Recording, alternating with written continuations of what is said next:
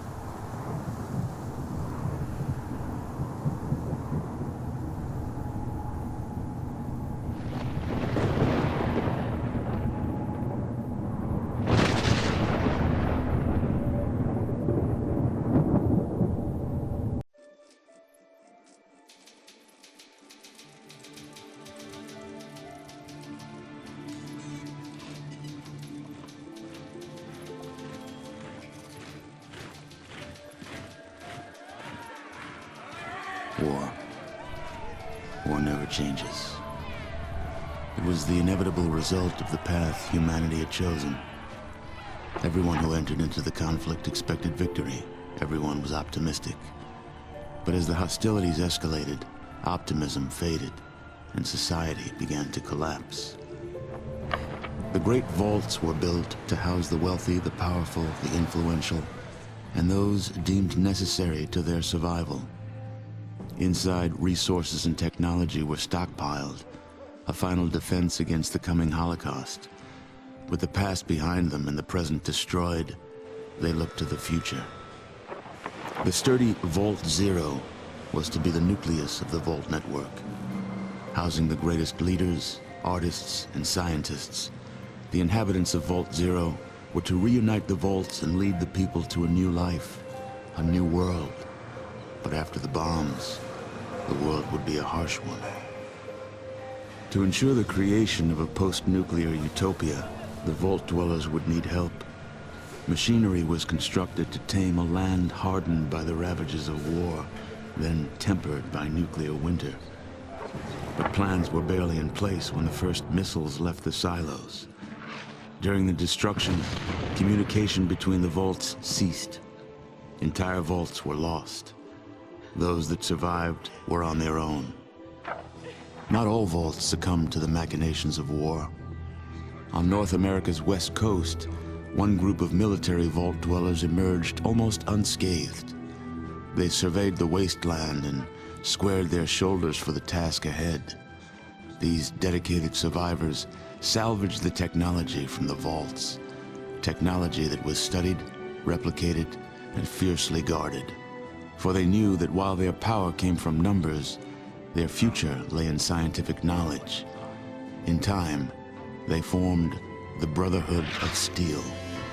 The Brotherhood used their knowledge to drive back the atrocities of the wasteland, proclaiming themselves the technological saviors of mankind. They scoured the land in search of more technology, raiding mutant camps, bandit towns, and the broken remains of other vaults. But even they could not keep pace with the high tolls demanded by life in the wasteland. The Brotherhood found themselves at odds with their need for new blood versus their code of technological secrecy. The debate was lengthy. Finally, the elders ruled against sharing the technology with outsiders, convinced that they would endure as they had before. Further discussion was discouraged, and the elders ordered the minority on a mission across the wastes. Super mutants, the foot soldiers of a conquered army, had been forced into a retreat across the mountainous barrier to the east. The Brotherhood constructed airships and dispatched the minority to track down and assess the extent of the remaining super mutant threat. But disaster struck while crossing the Great Mountains. A great storm gripped the main airship and flung it far from its course. The mighty ship was badly damaged.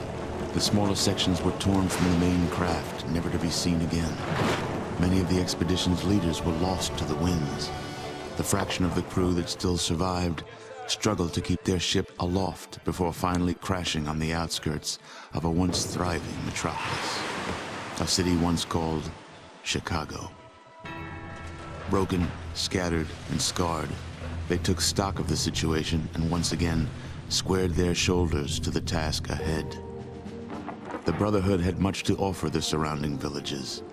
They traded advanced medicines in exchange for food and labor. They traded protection from bandits in exchange for new recruits. In time, their ranks began to swell. Separated by distance and ideology from the main Brotherhood forces, the minority was free to forge a new Brotherhood of Steel, one that reflected the ideals they had strived for all along. However, one's future in the wasteland is never certain, for an old power has awakened, also bent on making this land its own. Life in the Brotherhood is about to change.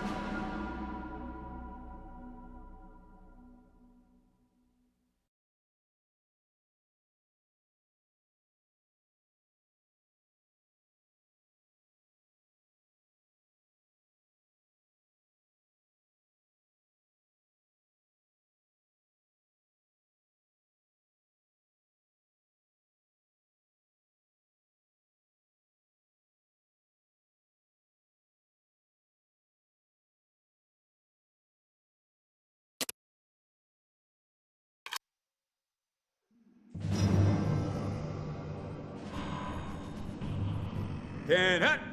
All right, you mutated redneck green-skinned sacks of irradiated flesh, listen up. I am Paladin Rychek.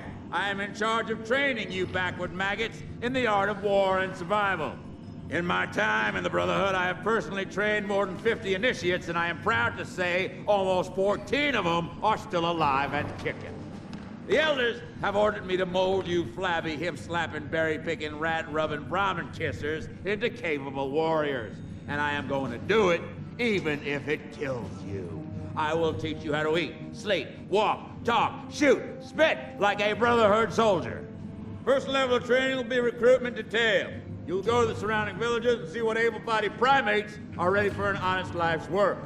It is your duty to remind the village elders that if they want continued protection from the scum of this world, they will uphold their end of the bargain by providing resources and their best and brightest for Brotherhood training.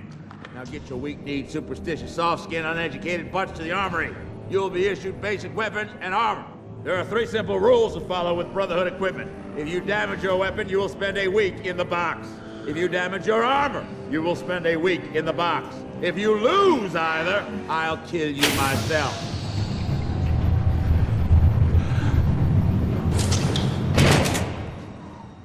And one final thing, ladies. Welcome to the Brotherhood of Steel.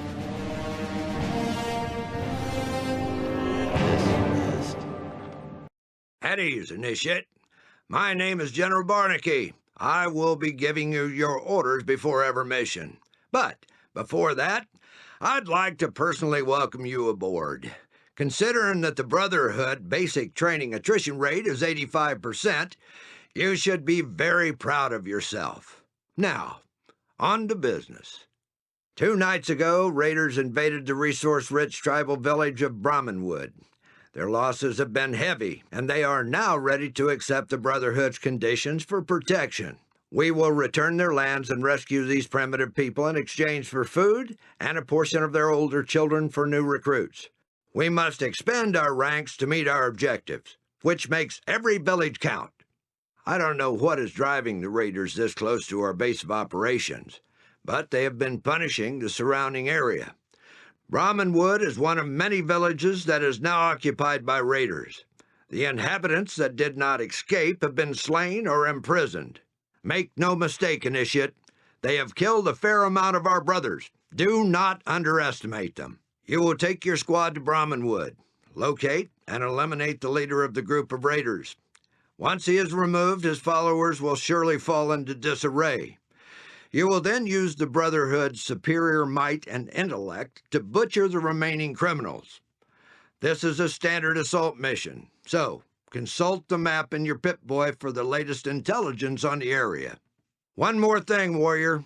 You must ensure that the village elder survives. He is the key to our plans for this town. According to the local tribal custom, he alone deals with outsiders.